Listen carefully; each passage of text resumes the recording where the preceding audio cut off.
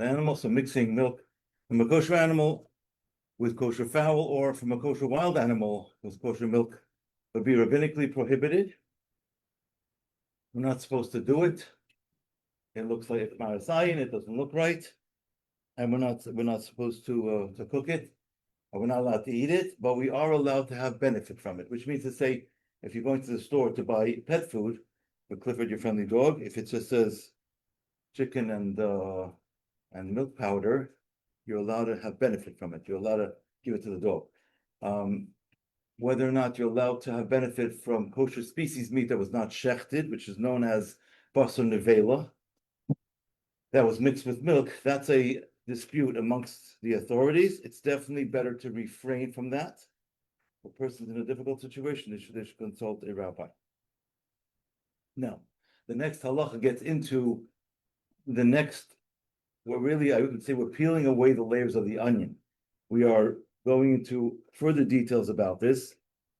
And now we're going to analyze what the Torah says. Mizesha Torah, we're on page Tezayin, halacha gimel, page 16, the third halacha. This that the Torah says, the Torah describes the prohibition as loisev vasha, thou shalt not cook. The Torah prohibited only in the form of cooking. That the milk and the meat were cooked together. If somebody just, let's say, pickled milk and meat, let's say they took a bottle of milk and they had a piece of meat sitting inside. I feel a kamayama, and it sat there for many days. Even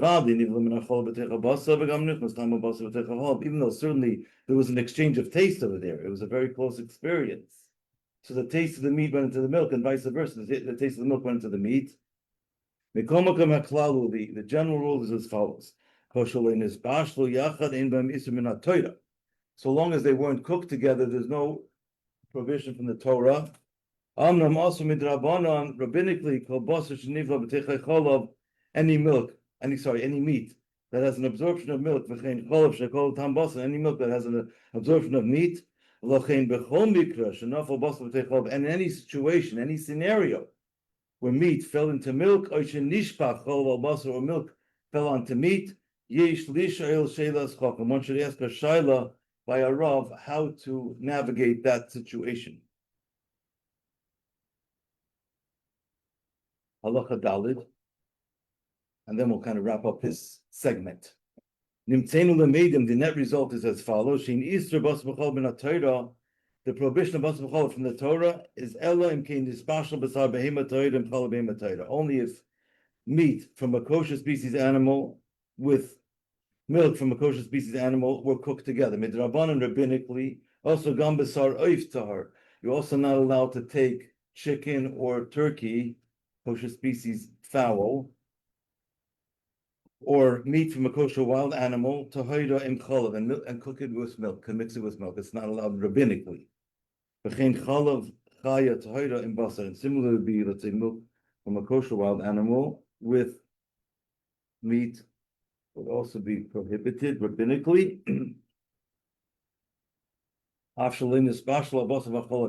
Even though they were not yet cooked together. They got absorbed, let's say they just pickled and they sat together in the same vessel.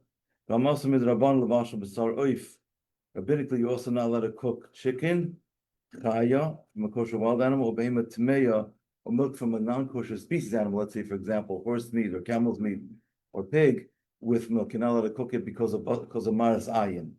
It doesn't look right. And I think I touched on this last week. I'm just going to reiterate. Maybe it was a different class I mentioned too, but for those that want to get into the field of the culinary arts and you want to become, let's say, a certified chef, to go to a cooking school involves this shaila. Because if you go to a non-kosher cooking school, they're going to have all sorts of recipes. Some of the recipes could involve basar b'cholav, and we're not allowed to turn on the fire or actually actively be involved in cooking such a food. Just be mindful of that. If you're going to a cooking school, just be in touch with a rav to get you guidance of how to do that effectively. But it does come in. And the other thing that's fascinating about this is that the concept of having dog food that's certified kosher is not really actually has some validity in halach and Torah, because we're not allowed to have dog food that was possible cholov. We're not allowed to have benefit from it. So it's true the dog does not have to eat kosher, but the owner cannot have benefit from a forbidden substance. So believe it or not, the kosher agencies have had requests over the years from some dog food companies to have the dog food certified kosher for dog use, which means the food itself wasn't kosher, but they were certifying that it's not possible cholov. Interesting kind of application of the certification process. Okay, now we're up to halacha hey. I want to give a little introduction on halacha hey.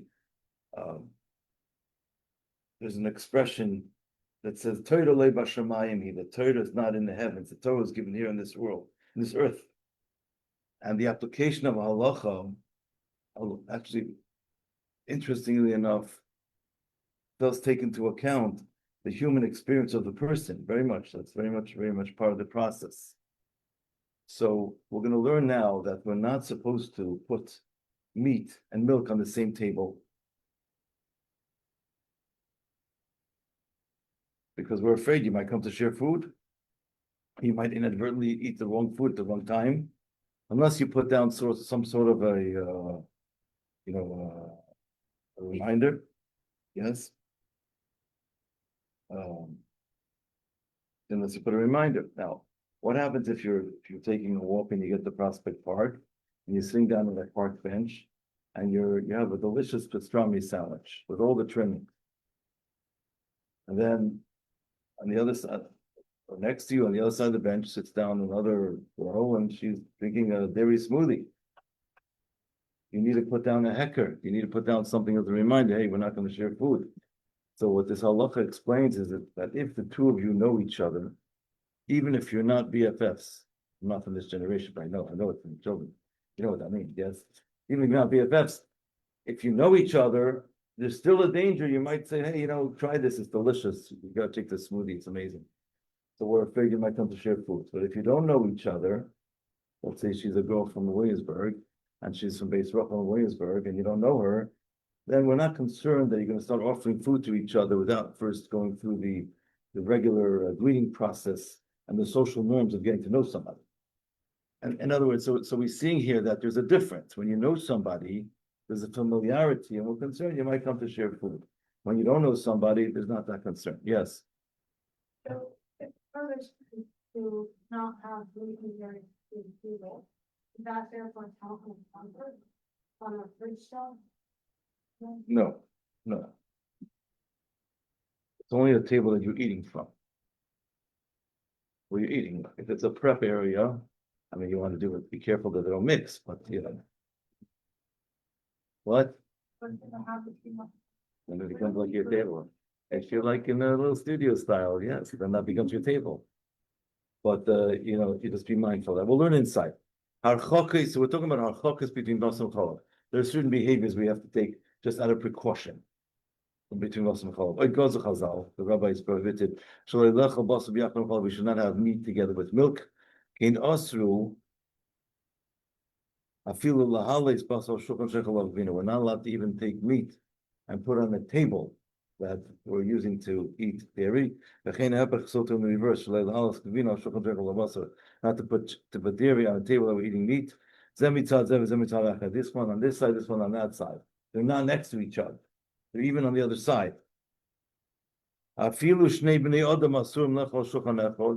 Two individuals are not allowed to eat at the same table. This one's having meat, this one's having dairy. If they know each other. Again, as I said before, they don't have to be best friends. They just know each other. The danger exists. We're afraid that you might come to share food and come to Bas B'chol.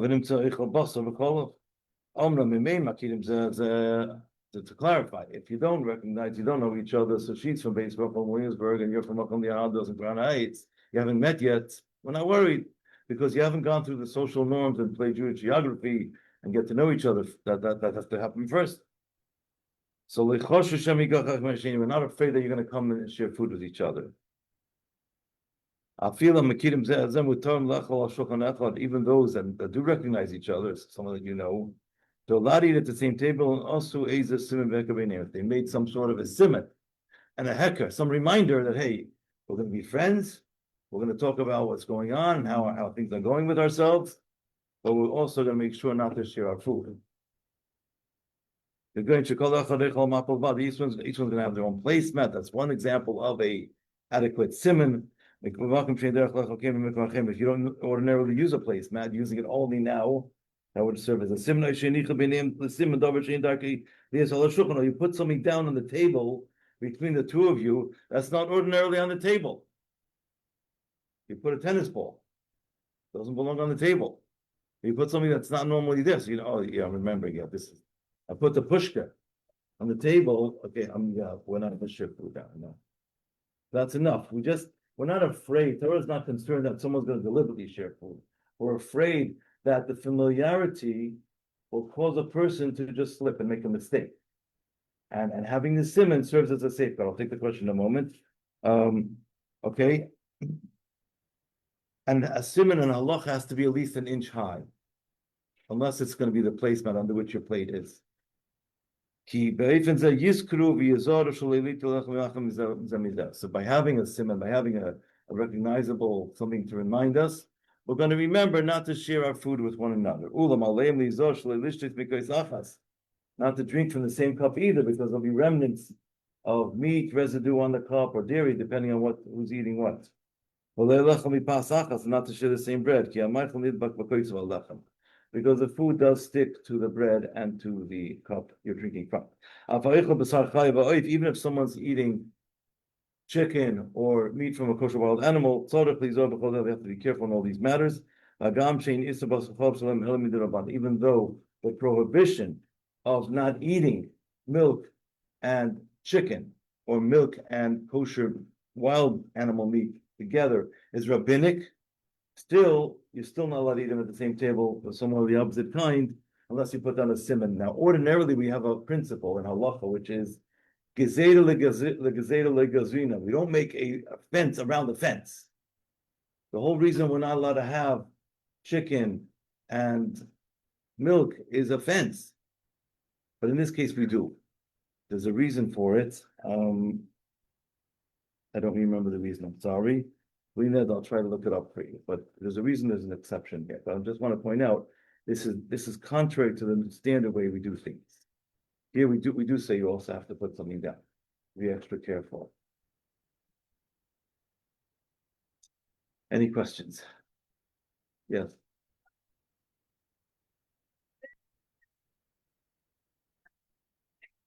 Water breakfast, like dairy breakfast, and then like later in the afternoon, have like a sandwich. And also If it's actual meat and actual dairy, then rinse off the cap a little bit.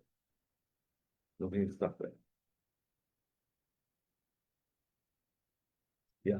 Anyone else? No. Story time. I can't hold it in. I'm sorry. It says in Chassidus that the koyach, the power to withhold, is a stronger koyach than the power to actually give. I'm not holding it yet. So my father, blessed memory, had a very close relationship with the Rebbe, and he wrote. My father was a pretty. I would say he was pretty open, and he didn't fluff things. He just said, what's on his mind, and he was working with some of the local organizations here on Tzoyim, and he wrote to the Rebbe about certain things that he felt that should be improved to help make things more efficient. My father was a college grad, and they were trying to attract more people to come to Lubavitch and to learn about Yiddishkeit. My father pointed out a lot of the issues that were going on. So the Rebbe said to my father, we need constructive criticism. That's what the Rebbe pronounced it. And then another time when my father was Yechidus by the Rebbe, my father was going back to university. My father studied in Penn State. He was a scientist. He was a physicist. And after he finished his 2 years in yeshiva, the Rebbe sent him back to university to finish up his degree. That's a whole story for itself. But when he was going back, the Rebbe said to him he should spread Yiddishkeit amongst the students and the professors. And my father said to the Rebbe, I don't feel comfortable doing that. So the Rebbe said, whether you feel comfortable or you don't feel comfortable, by virtue of the fact that you were by Har Sinai and you got the Torah, one Jew knows Aleph, he teaches another Jew Aleph. You know Beis, teach another Jew Beis. And then the Rebbe said to my father, you have to feel like a pioneer.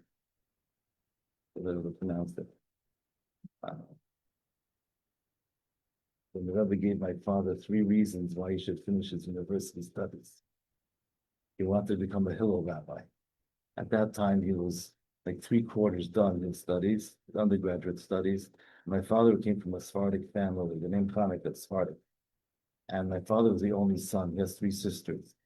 And he's the oldest. And my father's father and my grandfather was unable to go to university because his father, meaning my great-grandfather, passed away at age 34. So my grandfather at age 17 supported his mother and sisters because after high school at night he'd go out to work. And his whole dream was that his son would get a degree and become a scientist. And by the Sephardim, a son is like a certain status, a pedestal. Anyway, and he was already well into his studies. So the Rebbe gave my father 3 reasons why he should go back to university and finish his studies. One of them was out of respect for your parents.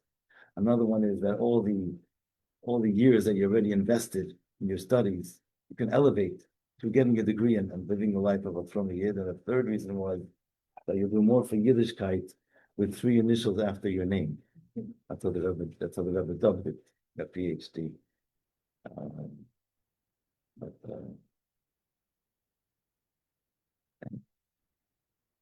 When my father came to Lubavitch and he came, I saw the Tavis, Topshin of Bay, 1962. He met the Rebbe 3 months earlier, but he came to learn in yeshiva. My grandmother came to take him, and she took a look at the dormitory. She cried. She liked the state of the physical beauty was not the same as in university. Everything was like on state of the art. She cried, and she asked one of the rabbis, the rabbinical students, if everybody's religious around here and they trust each other, why do the students have to have lockers? What are you afraid? So people are not going to steal from each other. So the student answered my grandmother and said to give each person a sense of individual space. And she accepted the response.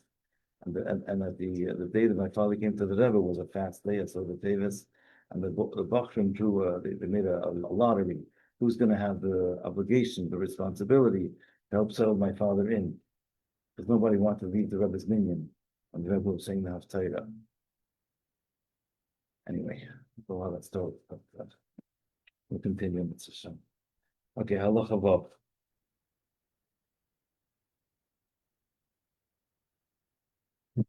What about having dairy after meat? And now we're talking about the waiting period. So we learned about that we're not actually allowed to mix the 2 together. We're not allowed at the same table because we're afraid you might come to make a mistake. Now we're talking about the requisite time of waiting period. So like this. Not only you're not allowed to have dairy meat and dairy together. You're not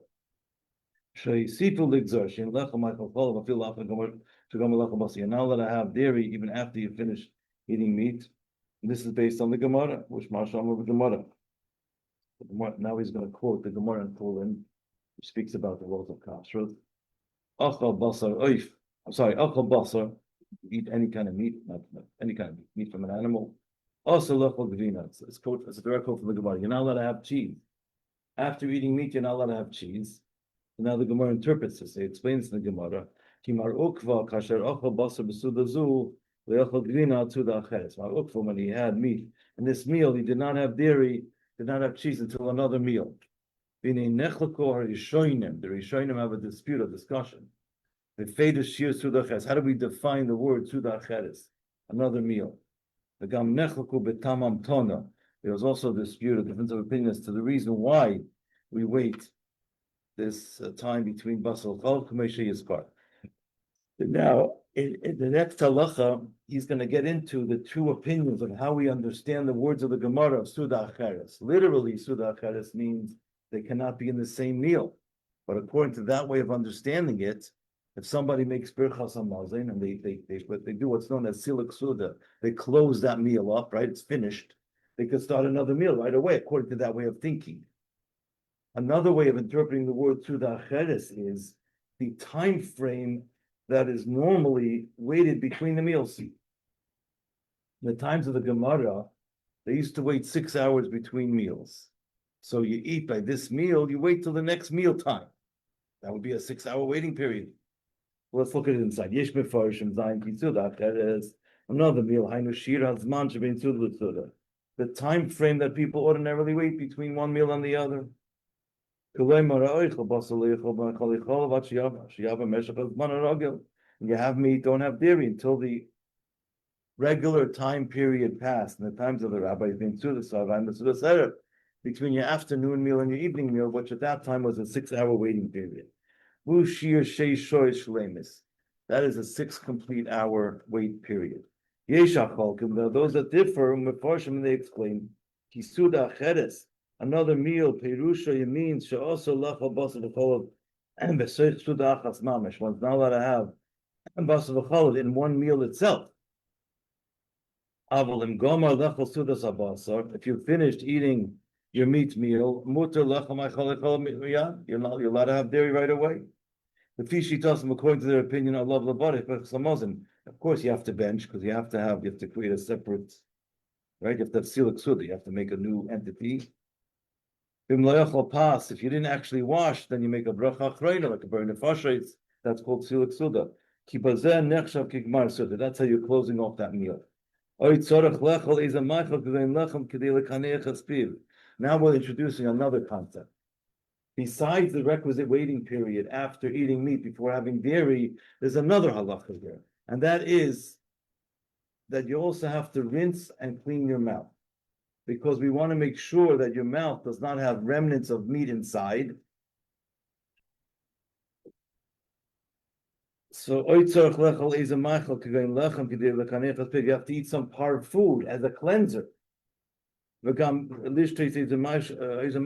drink some kind of a par liquid like water or juice or par tea, whatever it is, right? To rinse one's mouth. Even according to this opinion that says you just have to actually bench and then you don't have to wait anymore. Even the lenient opinion would maintain you have to wait a minimum of 1 hour after eating meat before having dairy. Don't try this at home because we wait 6 hours. But what I wanted to point out was that cleaning one's teeth and rinsing one's mouth, if you just, let's say, drink chicken soup, you don't have to clean your teeth because there's no concern about chicken soup getting stuck between your teeth. You just have to drink a cup of water or something else that you rinse your mouth. That's fine. But if you ate a piece of steak, then we're concerned about a piece of meat between the teeth. Then you have to eat some, let's say, eat an apple, eat some carrots to clean your teeth, or you can floss your teeth. It's also fine, or brush them. But the point is we have to deal with that matter before the 6 hours are up, and we're going to switch over to the opposite kind of food. Now, I just want to point out something else. If you're having your meat later, like by supper time, you're probably not going to have any dairy until the next day anyways. And if you're going to listen to your dentist, and you don't want to have your teeth changed every year, you're probably going to floss your teeth at night anyways. So you're all set. It's a built-in issue, a built-in matter. But if it happens to be that you had meat earlier on in the day, let's say 12 o'clock, and you cannot wait to have your ice cream sundae at 7:30 p.m., yes, then you have to know this. Yeah. Any questions? Yeah. I think you mentioned, was it last week, that like if you wait 6 hours, between like milk and meat or meat and milk, then you're gonna have like ice cream or something, and you find a piece of meat in your teeth. Did he say that like you don't like it's okay because at that point the period already undergone the process? Yes, Okay. there are two opinions about that. I believe it's the Rambam holds that after 6 hours, the meat in between the teeth is not considered to be meat anymore. But Rashi says no, we don't find that. That piece of the meat is an issue. So that's why it has to be removed. It's a machlokes. But in practice, we do remove it. Any other questions?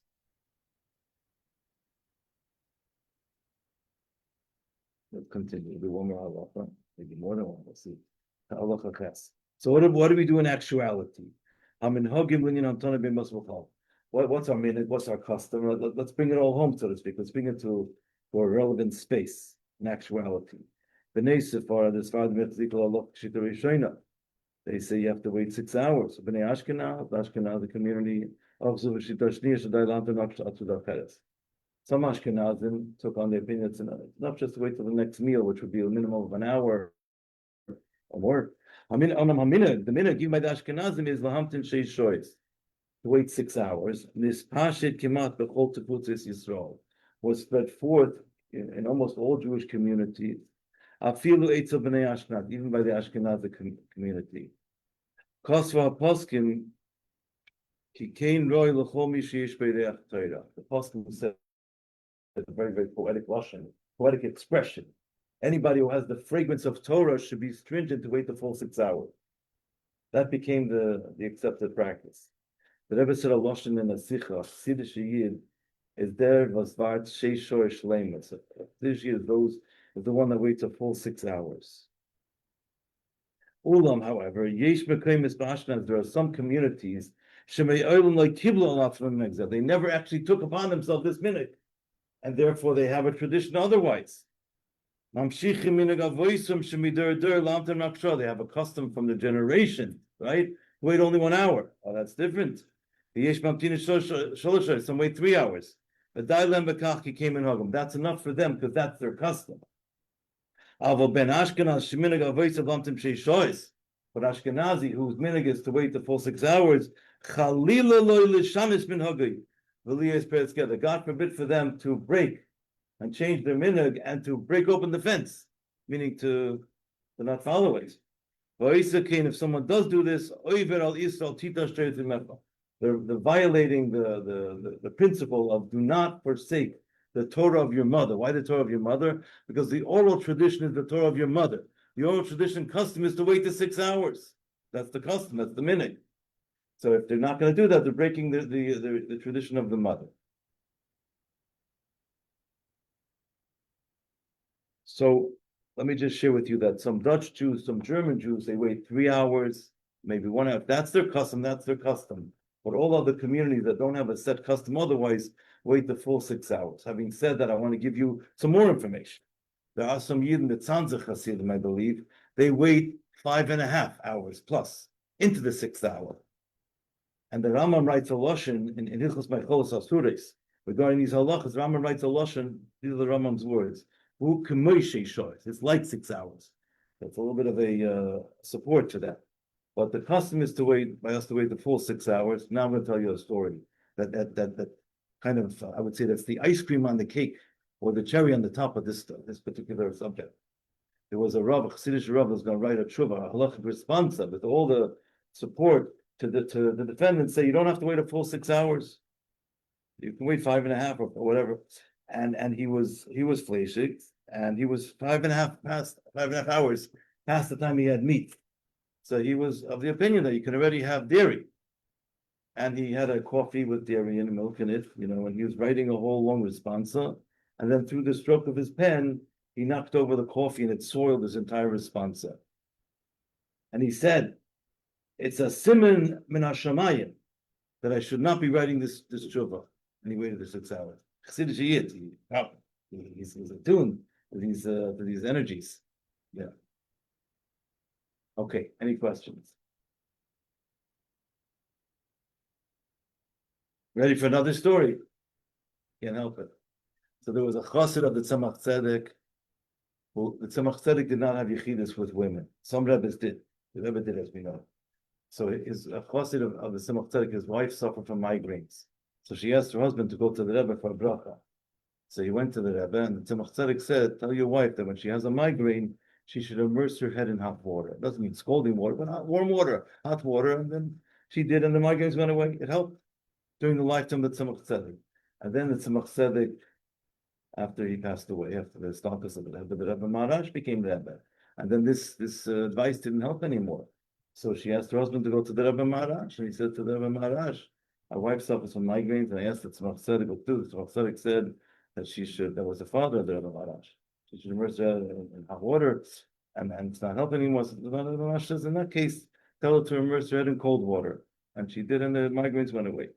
And then after the Rebbe Maharash lived a short life, and after the start of the Rebbe Maharash, the Rebbe Rasha became Rebbe, and she asked her husband, because it didn't work anymore, the cold water, She asked her husband to go to the Rebbe Shab, and he goes to the Rebbe Shab and says, I went to Tzemach Tzedek because my wife suffers from migraines, and he said she should immerse her head in hot water.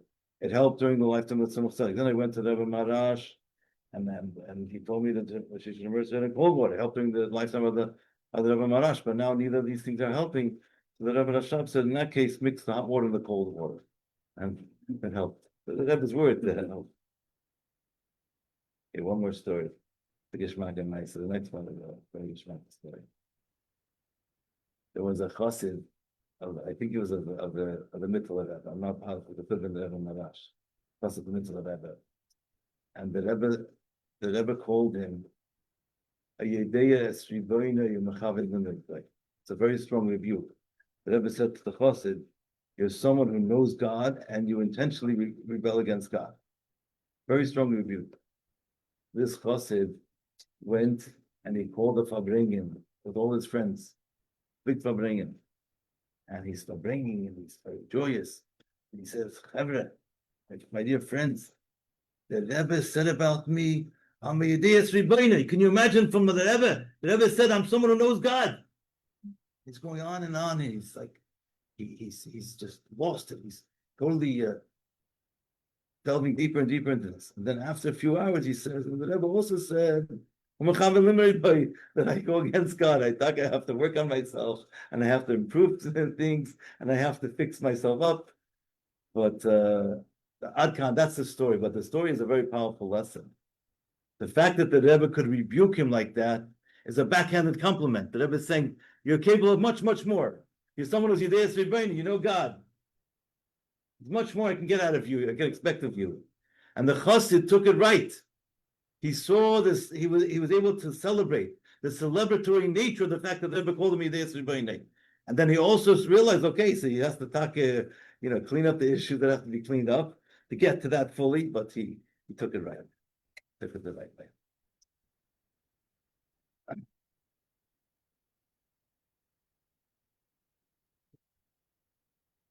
The story about a chassid came to his Rebbe, and he's a shliach tzibur. It's a story about a Shoshana. He says, Rebbe, I have imsa de tzibur. I'm the chazan. I'm the one who's leading the congregation, and I have fear. I have stage fright.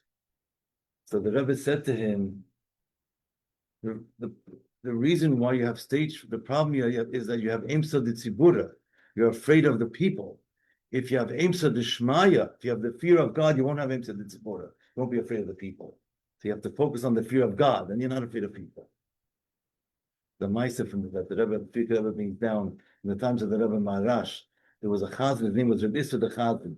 He was davening Musaf, and he was in such tremendous concentration, Hasidic rapture, that outside the shul there was a tremendous commotion. I don't know what happened. A lot of people left. There was some kind of crazy commotion going on, and he was davening for the Omer. He didn't even feel the commotion. He didn't even notice anything. He was totally connected. So we should be zoicha. It says on Rosh Hashanah Kippur every year they get in touch with their Yechida Shebenefesh, their highest level, the pinnacle of their soul. We should all be blessed with the Shana Teva Mesukah, all the good things. And in Mitzvah Hashem, we'll see you next year. A good young to Okay, we're up to halacha test. So for those who can write it down, please. I don't have a sticky note here. I thought I used to. Oh, yeah, I do have one here. Here we go. Halacha test. Okay.